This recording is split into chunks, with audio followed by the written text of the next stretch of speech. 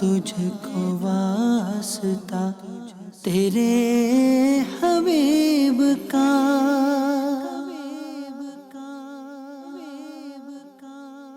الحمدللہ رب العالمین والصلاة والسلام علی سید المرسلین، اما بعد فاعوذ باللہ من الشیطان الرجیم، بسم اللہ الرحمن الرحیم۔ الصلاة والسلام علیک یا رسول اللہ، الصلاة والسلام علیک یا حبیب اللہ، الصلاة والسلام علیک یا نبی اللہ وعلی آلک واصحابک یا نور اللہ۔ مدنی چینل کے ناظرین، حسب معمول سلسلہ احکام تجارت، اور اس میں آپ کے سوالات ہوں گے مالی معاملات سے متعلق، کاروباری معاملات سے متعلق ہے۔ سلسلے کو باقاعدہ شروع کرتے ہیں درود پاک کی فضیلت سے۔ نبی کریم رؤوف الرحیم صلی اللہ تعالی علیہ وسلم کا فرمان ذیشان ہے، جو مجھ پر ایک بار درود پاک پڑھتا ہے اللہ رب العزت اس پر 10 رحمتیں نازل فرماتا ہے۔ صلو علی الحبیب صلی اللہ تعالی علی محمد صلی اللہ تعالی علیہ وسلم۔ کال دیجیے گا۔ السلام علیکم ورحمۃ اللہ وبرکاتہ۔ وعلیکم السلام ورحمۃ اللہ وبرکاتہ۔ مفتی صاحب، آپ کا یہ سلسلہ احکام تجارت بہت ہی اچھا سلسلہ ہے اور یہ بہت ہی شوق سے دیکھا جاتا ہے۔ میرا آپ کے اس سلسلے میں سوال یہ ہے کہ پرندوں کو قید کرنا کیسا، اور حلال و حرام پرندوں کا کاروبار کرنا کیسا؟ ٹھیک ہے جی، مزید؟ السلام علیکم ورحمۃ اللہ وبرکاتہ۔ وعلیکم السلام ورحمۃ اللہ وبرکاتہ۔ میں محمد حسان لیاقت آباد سے بات کر رہا ہوں۔ میرا سوال یہ ہے مفتی صاحب، مسجد کے لیے مخصوص کام کے لیے رقم دی گئی تھی، اب وہ رقم بچ گئی ہے، اس کی جو ہے شرعی رہنمائی فرما دیں، جزاک اللہ خیرہ۔ ٹھیک ہے جی۔ جی مفتی صاحب، یہ پرندوں کو قید کرنا اور ان کی تجارت۔ پرندوں کو قید کرنا، ان کی تجارت کرنا جائز ہے۔ ٹھیک ہے پرندے مال ہیں جی، اور جو بھی چیز مال ہو اس کی خرید و فروخت کی جا سکتی ہے، جی لیکن علماء نے اس حوالے سے تاکیدیں بڑی سخت کی ہیں۔ مطلب بطور تاکید کے یہاں تک کہا ہے کہ 70 مرتبہ ان کے دانے پانی کا خیال رکھا جائے روزانہ، ایک تاکید کے لیے کہا ہے۔ ٹھیک ہے، اتنا خیال رکھا جائے۔ اتنا خیال رکھا جائے، مطلب ان کے دانے پانی میں کثر نہ ہونے دی جائے۔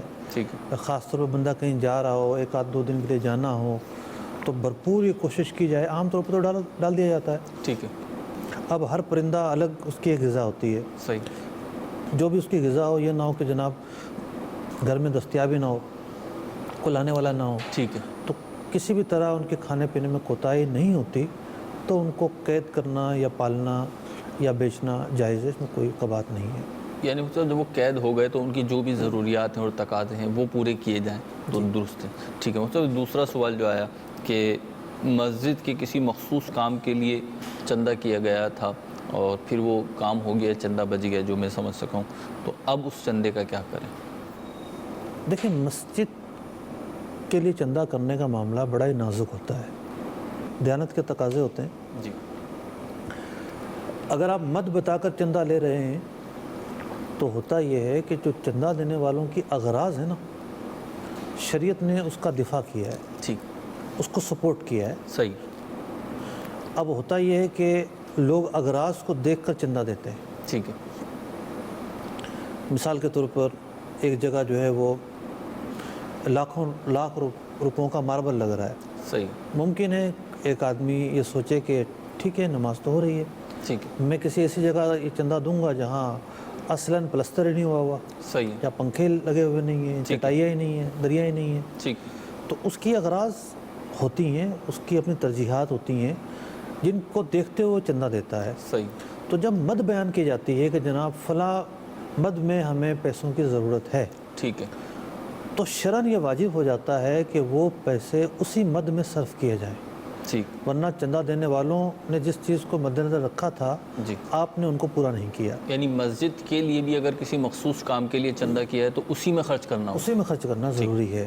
ٹھیک، اگر مطلق چندہ لیا جاتا ہے کہ جی مسجد کے اخراجات کے لیے چندہ دیں ٹھیک ہے، یا مسجد کی تعمیر و توسیع کے لیے چندہ دیں، ٹھیک، تو یہ جو دونوں الفاظ ہیں اس کا اطلاق بڑا وسیع ہے ہمارے عرف کے اندر۔ ٹھیک، اگر تعمیر و توسیع کے نام پر چندہ مانگا جاتا ہے تو اس سے یوٹیلیٹی بلز بھی ادا کیے جا سکتے ہیں، اسٹاف کو تنخواہ بھی دی جا سکتی ہے، تعمیر و توسیع میں بھی صرف کیا جا سکتا ہے، ٹھیک ہے، تو وہ ایک مطلقاً چندے کا حکم ہوتا ہے. صحیح. لیکن بہرحال اس میں بھی لوگوں کا اعتراض ہوتا ہے کہ جناب آپ تعمیر و توسیع کے لیے چندہ مانگ رہے ہیں اور اتنے سالوں سے آپ نے وہ جگہ تو بنائی نہیں ہے. ٹھیک ہے، تو اب یہاں دونوں سائڈ کو دیکھنا چاہیے. بعض اوقات جس تعمیر اور توسیع کو کرنا ہے اس کے لیے بالکل کوئی کوتاہی نہیں ہو رہی ہوتی مسجد کی طرف سے، ٹھیک، لیکن جو ڈے ٹو ڈے کے اخراجات ہیں وہ بھی تو کرنے ہوتے ہیں نا. جی اب دیکھیں بجلی کتنی مہنگی ہو گئی ہے. بالکل. مسجد کی جس طرح بھی آمدنی ہو، کنٹریبیوشن ہو یا چندہ ہو یا اور کوئی آمدنی ہو، اس کا ایک بہت بڑا حصہ تو بجلی کے لیے چلا جاتا ہے، یوٹیلیٹی بلز پہ چلا جاتا ہے. یوٹیلیٹی بلز کے لیے چلا جاتا ہے. اگر مسجد کمیٹی یہ کہے کہ ٹھیک ہے ہم امام کو بھی نکال دیتے ہیں، مؤذن کو بھی نکال دیتے ہیں، فلاں کو بھی نکال دیتے ہیں اور صرف یہ تعمیرات کرتے ہیں، ٹھیک، ایسا بھی نہیں ہو سکتا. صحیح. تو اب کمیٹی کی ذمہ داری ہے کہ وہ ایسے الفاظ سے چندہ لے جو وسیع ہوں. ٹھیک، اگر ایک مد کے لیے چندہ لیتے ہیں وہ تو پھر اس مد میں ادا کرنا ضروری ہے. ٹھیک ہے. مفتی اب کوئی مخصوص الفاظ اگر ایسے بتا دیں جس میں وسعت ہو اس کو فالو کرنے کے. دیکھیں کوئی ایک لفظ تو بتائے نہیں جا سکتے. وجہ یہ ہے کہ جیسی ضرورت ہے اس کے مطابق چندہ کیا جاتا ہے. ٹھیک. بعض اوقات مد بتانا ضروری ہوتا ہے، ٹھیک ہے، تاکہ اس مد کو دیکھ کر لوگ چندہ دے سکیں. ٹھیک ہے. اچھا مفتی یہ مسجد کے ساتھ ہی خاص نہیں ہے بلکہ چندے کا اصول ہی یہی ہے. چندے کا اصول یہی ہے. ٹھیک ہے، یعنی جس کام کے لیے کیا اسی میں خرچ کرنا اسی میں خرچ لازم ہے. ٹھیک ہے جی، ہمیں مزید کال سے. السلام علیکم. وعلیکم السلام ورحمۃ اللہ وبرکاتہ. میرا یہ سوال ہے کہ مجھے کچھ پیسے زمین سے پڑے ہوئے ملے تھے، تقریباً 12 دن ہو چکے ہیں. کوئی اسلامی بھائی میرے پاس آیا نہیں پوچھنے کے لیے کہ یہ مجھے پیسے، اگر کسی کے پیسے گرے ہیں تو ان پیسوں کی یا تو کوئی کسی اسلامی بھائی کی مدد ہو سکتی ہے یا کسی غریب وغیرہ کی، یا مزید میں ہم ڈال دیں اس پیسے، اس کے بارے میں بتا دیں. ٹھیک ہے جی، مزید.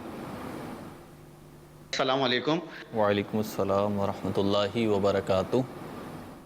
مفتی صاحب میرا ایک سوال یہ ہے کہ چیک کی خرید و فروخت کرنا کیسا؟ مثال کے طور پہ ایک بندے کے پاس 1 لاکھ روپے کا چیک ہے لیکن وہ 10 دن کا آگے کا ہے، تو وہ اس کو ایمرجنسی پیسوں کی ضرورت ہے، وہ کسی کو 90,000 میں وہ چیک دے دیتا ہے اور جو چیک لیتا ہے اس کو 10 دن بعد 1 لاکھ روپے مل جاتے ہیں، تو ایسا کرنا کیسا؟ میرے سوال کی جواب عنایت فرمائیں. ٹھیک ہے جی. جی مفتی یہ دونوں ہی پیسوں ہی کے حوالے سے. جو پہلا مسئلہ پوچھا گیا اس کو کہتے ہیں لقطے کا مسئلہ. ٹھیک ہے، کہ گری پڑی کوئی چیز ملی اور اس کو اٹھانے کے بعد اس کو کیا کرنا ہے. ٹھیک ہے، تو یہ گری پڑی چیز کو لقطہ کہتے ہیں. ٹھیک ہے. اس کے بارے میں شریعت مطہرہ کا حکم یہ ہے کہ چیز کے اعتبار سے اور موقع محل کے اعتبار سے جی مالک کا انتظار کیا جائے گا. ٹھیک ہے، جب یہ ظن غالب ہو جائے کہ اب مالک کے آنے کی امید نہیں ہے، اس دوران تشہیر بھی کی جائے. ٹھیک، جو بھی ممکنہ طریقہ ہو اور حسب حال طریقہ ہو صحیح. اس کے مطابق تشہیر بھی کی جائے گی. ٹھیک ہے، جب یہ ہو کہ اب مالک نہیں آئے گا تو پھر اگر وہ خود شریف فقیر ہے تو خود بھی رکھ سکتا ہے، ٹھیک، اور اگر کسی بھی نیک کام میں خرچ کرنا چاہتا ہے تو اس کی بھی اجازت ہے. مسجد و مدرسہ میں بھی صرف ہو سکتا ہے براہ راست، اور کسی بھی نیکی کے کام پر صرف کیا جا سکتا ہے. ٹھیک، یعنی اس میں کسی غریب کو بھی دے سکتا ہے یہ بھی. جی ٹھیک ہے. مجھے اگلا جو سوال تھا چیک کی خرید و فروخت، اس حوالے سے. چیک اصل میں قرض کی رسید ہے، ٹھیک ہے، اور قرض کی رسید کو اس طرح بیچنا یہ خالصتاً سودی معاملہ ہے. ٹھیک، اس سے اجتناب کرنا ضروری ہے اور یہ بلا شبہ ایک سودی معاملہ ہے. ٹھیک ہے. مفتی اس کا کوئی مطلب کوئی اس کا متبادل یا کوئی ایسا رستہ اگر ہو؟ متبادل تو انتظار ہے. ٹھیک، انتظار کیا جائے. ٹھیک جی، مزید کال دیجیے. السلام علیکم ورحمۃ اللہ وبرکاتہ. وعلیکم السلام ورحمۃ اللہ وبرکاتہ. میں محمد عمران اختاری سکھر سے عرض کر رہا ہوں. میرا سوال مفتی صاحب کی بارگاہ میں یہ ہے کہ یہ جو مطلب لوگ رینٹ کے اوپر مکان وغیرہ دیتے ہیں زیادہ ایڈوانس لے کر کم کرائے کے اوپر، کیا یہ شرعی لحاظ سے جائز ہے؟ السلام علیکم ورحمۃ اللہ وبرکاتہ. جی اگلی کال بھی دے دیجیے. میں ایزی لوڈ کا کام کرتا ہوں اور مجھے یہ بتایا جائے اس کے اندر کسی قسم کی کوئی غلطی تو نہیں ہے، یعنی کہ موبائل میں بیلنس کرتا ہوں اور پیسے کے ذریعے پیسہ خریدتا ہوں. جزاک اللہ خیرہ. ٹھیک ہے جی. جی مفتی پہلا جو سوال تھا کہ زیادہ بیانہ لے کر جی کم کرائے پر گھر دینا، جی تو بیانہ جو ہے اس کا حکم قرض کا ہوتا ہے جی کہ آپ نے کسی سے قرض کے طور پر ایک رقم لی ہے. صحیح. تو حدیث پاک میں فرمایا گیا کل قرض جر منفعۃ فہو ربا، ہر وہ قرض جس سے نفع اٹھایا جائے جی وہ ایک سودی معاملہ ہوتا ہے. تو جب کسی نے قرضہ لیا جی. اور اس قرضے کی بنیاد پر بینیفٹس دیے تو یہ ایک سودی معاملہ ہے. صحیح. تو اب ہوتا یہ ہے کہ جی بیانہ بڑھاتے جائیں، آپ جتنا بڑھاتے جائیں گے اتنا کرایہ کم ہوتا جائے گا، یہاں تک کہ برائے نام کرایہ بھی ہو جاتا ہے. ٹھیک ہے. تو یہ جو سارا معاملہ ہے یہ بالکل ایسا ہے کہ کسی نے رہن میں کوئی چیز رکھی اور پھر جو ہے وہ اس سے فائدہ اٹھاتا رہا، جی تو یہ ایک سودی معاملہ ہے، اس سے اجتناب کرنا ضروری ہے. مجلس تحقیقات شرعیہ جی دعوت اسلامی کے مفتیان کرام، نائب مفتیان کرام پر مشتمل ایک مجلس ہے، ٹھیک ہے. ریسرچ فورم ہے، صحیح. اور مختلف مشورے گائے بگائے ہوتے رہتے ہیں، اور بحث و تدقیق و تنقیح کے بعد اس کی جو ہے وہ کسی فیصلے پر پہنچ کر نتیجہ اخذ کیا جاتا ہے اور نتیجے پر اتفاق کیا جاتا ہے. تو یہ مسئلہ مجلس تحقیقات شرعیہ کے پلیٹ فارم پر زیر بحث آیا ہے اور یہی فیصلہ ہوا ہے کہ یہ جو صورت ہے یہ خالصتاً سودی معاملہ ہے. ٹھیک ہے. مفتی صاحب جواب تو ہو گیا، لیکن اب یہ اتنی اہم مجلس کا آپ نے ذکر کیا ہے اور ماشاءاللہ آپ نے اپنے الفاظ بھی استعمال کیے ہیں، تو اگر مدنی چینل کے ناظرین کے لیے اس کی تھوڑی سی وضاحت ہو جائے کچھ. اصل میں مسائل جو دارالفتہ میں آتے ہیں ایک تو روزمرہ کے مسائل ہوتے ہیں. روزمرہ کے مسائل میں بھی پیچیدگی ہو جاتی ہے بعض اوقات، ٹھیک ہے. بڑی علمی پیچیدگی ہو جاتی ہے، صحیح. اور ایک سے بڑھ کر ایک مطلب کہ پیچیدگیاں ہیں علمی معاملات میں. تو ڈے ٹو ڈے کے معاملات کو تو ہم آپس میں ای میلز کے ذریعے اور فون کے ذریعے مشاورت کے ذریعے حل کر لیتے ہیں. جی.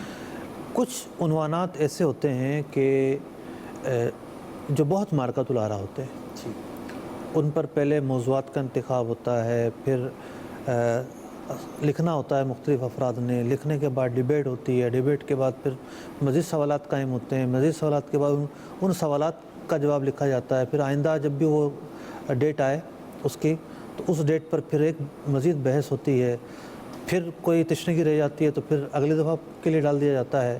تو یوں جا کر ایک مسئلہ جو ہے مجلس تحقیقات شرعیہ کے فورم پر اگر وہ زیر بحث آیا ہے تو اس کا مطلب یہ کہ وہ کوئی عام مسئلہ نہیں ہے، اور اس میں کسی ایک فرد کا مطلب کہ غور و فکر نہیں ہوا، ایک پورے فورم کا اور ایک پوری مجلس کا بہت عرق ریزی کے ساتھ غور و فکر ہوا ہوتا ہے. ٹھیک ہے. تو مدنی چینل کے ناظرین یہ دیکھ لیں آپ، یہ مفتی صاحب نے ابھی جو ایکسپلین کیا ہے میں سمجھتا ہوں یہ بھی، یعنی میرے پاس الفاظ تو نہیں ہے لیکن یہی کہوں گا کہ یہ بھی ناکافی ہے. یہ جو آپ سوال کرتے ہیں پھر اس کے جوابات دیے جاتے ہیں، بسا اوقات جو جواب ہوتا ہے وہ تشنگی، سوال جو ہوتا ہے وہ تشنگی رکھتا ہے تو اس کا جواب موقوف کر دیا جاتا ہے، بسا اوقات کسی اور وجہ سے موقوف کر دیا جاتا ہے. پھر جب آپ کو مسئلہ بتایا جاتا ہے تو وہ ان سارے پروسیس سے بھی گزر کے بسا اوقات آتا ہے. مطلب دوسرا سوال جو تھا ہمارے پاس کہ وہ ایزی لوڈ کا کام کرتے ہیں، اور گویا کہ انہوں نے وہ لفظ سنا ہے آپ کا اسکیننگ کروانے کا، تو یہ کہہ رہا ہے بظاہر تو کچھ نہیں ہے لیکن اگر اس میں کوئی پہلو ایسا ہے کہ جس کو مد نظر رکھنا چاہیے. لیکن میری اپنی ذاتی کوئی ریسرچ نہیں ہے ایزی لوڈ والے کے ساتھ، میرا کبھی بھی کسی ایزی لوڈ والے کے ساتھ بیٹھنا نہیں ہوا. ٹھیک ہے. کہ میں نے اس سے پوچھا ہو کہ آپ کا بیک گراؤنڈ میں طریقہ کیا ہے. مطلب لوگ جو ایک عام جو موبائل استعمال کرنے والا ہے وہ ایزی لوڈ کرواتا ہے، اس کے کروانے میں تو کوئی حرج نہیں ہے. ٹھیک ہے. لیکن اس کے بہاف پر دکاندار کمپنی سے ڈیلنگ کس طرح کرتا ہے، ٹھیک ہے. اس کا لین دین کا طریقہ کار کیا ہے کیا نہیں ہے، چونکہ میں نے اس پر کبھی بھی ریسرچ نہیں کی تو میں اس کا جواب نہیں دے سکتا. یعنی ان کی انکم کا سینیریو اور طریقہ کار جب تک نہیں پتہ ہوگا تو جواب. ٹھیک ہے جی. جی مزید کال دیجیے. السلام علیکم. وعلیکم السلام ورحمۃ اللہ وبرکاتہ. محمد خالد اتاری مری سے عرض کر رہا ہوں. ماشاءاللہ سلسلہ احکام تجارت بہت پیارا سلسلہ ہے. تو حضور مفتی صاحب سے میرا سوال یہ ہے کہ میں ایک کپڑے کی فیکٹری بنانا چاہ رہا ہوں، اور جب کہ اس کا نارملی جو ہے نا فی لوم کرایہ جو ہوتا ہے وہ 1500 روپے تقریباً ہوتا ہے. تو جس کو میں یہ فیکٹری کرائے پہ دینا چاہتا ہوں وہ یہ کہتا ہے کہ آپ مجھے کچھ رقم جو ہے نا تقریباً 10 لاکھ دے دیں تو میں جو ہے اس کا کرایہ 1500 کی بجائے 2000 پر لوں آپ کو دے دوں. کیا اس طرح کرنا جائز ہے؟ اللہ اللہ. خالد بھائی چلیں مفتی صاحب خود ہی جواب دیں گے. جی مفتی صاحب. خالد بھائی بہت شکریہ، آپ نے فون کیا ہے اور کچھ یادیں بھی تازہ ہو گئی ہیں. تو آپ تو سمجھدار آدمی ہیں، ہم نے ابھی تھوڑی دیر پہلے اس کا جواب دیا ہے کہ یہ جو طریقہ کار ہے یہ سودی طریقہ کار ہے، ایسا ہرگز نہ کریں. جو مارکیٹ میں عام طور پر بیانہ دیا جاتا ہے وہ بیانہ دیں، اور جو عام طور پر کرایہ رکھا جاتا ہے وہ کرایہ لیں، ورنہ آپ سودی کام کے مرتکب قرار پائیں گے. ٹھیک. جی اگلی کال. السلام علیکم ورحمۃ اللہ وبرکاتہ. وعلیکم السلام ورحمۃ اللہ وبرکاتہ. فیض الرحمان الطاری. احکام تجارت میں میرا مفتی صاحب سے یہ سوال ہے کہ بینک سے لون لے کر تجارت بزنس کرنا کیسا؟ السلام علیکم ورحمۃ اللہ وبرکاتہ. وعلیکم السلام ورحمۃ اللہ وبرکاتہ. بینک بلا وجہ تو لون نہیں دے گا، واپسی میں وہ سود بھی لے گا. تو اگر غیر مسلم بھی ہے سامنے، علماء نے وہاں یہ بات بیان کی ہے کہ اس سے منافع اٹھائے تو جا سکتے ہیں لیکن اس کو عقود فاسدہ کے ذریعے منافع دیے نہیں جا سکتے، بینیفٹس اس کو دیے نہیں جا سکتے. تو یہاں پر کیا ہو رہا ہے کہ وہ زائد وصول کرے گا، اس کی علماء نے اجازت نہیں دی ہے. ابھی جو ہماری بات ہوئی اور یہ ایزی لوڈ کا سوال بھی آیا اسکیننگ کے حوالے سے، اور ظاہر سی بات ہے معاشرے کے تقریباً ہی افراد یعنی بالخصوص جو مرد حضرات ہیں اور جو ایک عمر کو پہنچ چکے ہیں وہ کسی نہ کسی صورت معاشی سرگرمیوں میں مشغول ہیں، چاہے وہ کاروبار ہو چاہے جاب ہو. اب جب ہم کہتے ہیں کہ جی اپنے کاروبار کی یا اپنی جو بھی آپ کی معاشرتی سرگرمی ہے اس کی آپ شرعی اسکیننگ کرا لیں، یعنی شرعی تفتیش کرا لیں، اور یہ دیکھ لیجئے کہ آپ جو کاروبار کر رہے ہیں یا جو بھی آپ کی سورس آف انکم ہے اس میں کوئی غیر شرعی پہلو یا غیر شرعی عمل نہ ہو. تو تھوڑا سا ایک عام فرد کے لیے یہ مشکل ہو جاتا ہے کہ وہ کیسے سوال قائم کرے اور کیسے تفتیش کرائے. تو اس میں بنیادی طور پر کیا ایسی چیزیں ہیں جو ہم محسوس کریں یا دیکھیں پھر اس کی تفتیش ہو؟ سب سے پہلا مرحلہ تو سنجیدگی کا ہے. ہمیں نزاکت کا احساس ہو کہ اس مسئلے میں بھی کوئی نزاکت ہے، اس کو سنجیدہ لینا چاہیے اور اس کے بارے میں کچھ پوچھنا چاہیے. ورنہ لوگ یہ سمجھتے ہیں کہ میرا پرسنل میٹر ہے، میں کیوں ڈسکس کروں. ٹھیک ہے، سب ٹھیک ہے، سب چلتا ہے، میں بھی راضی ہوں، جس کے ساتھ ڈیلنگ ہے وہ بھی راضی، سب کر رہے ہیں، سب چلتا ہے. مارکیٹ کا رول یہی ہے. جی بالکل. طرح طرح کے الفاظ اسے کچھ سوچنے پر مجبور کر دیتے ہیں. ٹھیک ہے. وقت آتا ہے، ایک مرتبہ ضرور آئے گا ایسا وقت کہ چوٹ لگتی ہے، انسان سوچتا ہے. ٹھیک ہے. ہمارے پاس ایک کیس آیا کچھ دن پہلے، 20 سال سے میاں بیوی رہ رہے تھے جی ساتھ میں. جی. اب جب بالکل گھر جو ہے نا ان کا ایک یوں سمجھیں کہ جی گھر سے امن رخصت ہو گیا، سکون رخصت ہو گیا، زندگی ایک عجیب رنگ دینے لگی. پھر تھوڑا ان کو احساس ہونے لگا کہ کہیں ہم سے کوئی غلطی تو نہیں ہو رہی. ٹھیک. اس طرح کا ایک کیس نہیں، ہر دوسرے مہینے بعد آ جاتا ہے. ٹھیک ہے. تو پتہ ہی چلا کہ 4-5 بچے ہو چکے ہیں لیکن ان کا تو نکاح ہی نہیں ہوا تھا. لڑکی نے طلاق لی اپنے شوہر سے رخصتی کے بعد، اگلے ہفتے کسی اور سے نکاح کر لیا عدت کے اندر. اللہ اکبر. اس کا تو نکاح ہی نہیں ہوا تھا، یعنی شرعاً جو ہے وہ نکاح منعقد نکاح ہی نہیں ہوا تھا. ٹھیک ہے. اب حرام پر مشتمل وہ زندگی گزارتے رہے. وقتی طور پر تو لاپرواہی اختیار کی، غیر سنجیدگی اختیار کی، لیکن 20 سال لگے ضمیر کی آواز کو باہر آتے آتے. وہ آواز باہر آ گئی.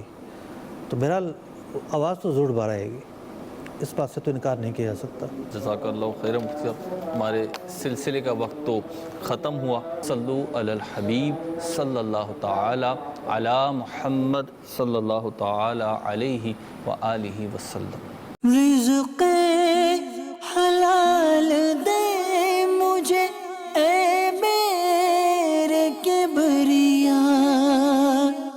رزق حلال دے مجھے اے میرے کبریا،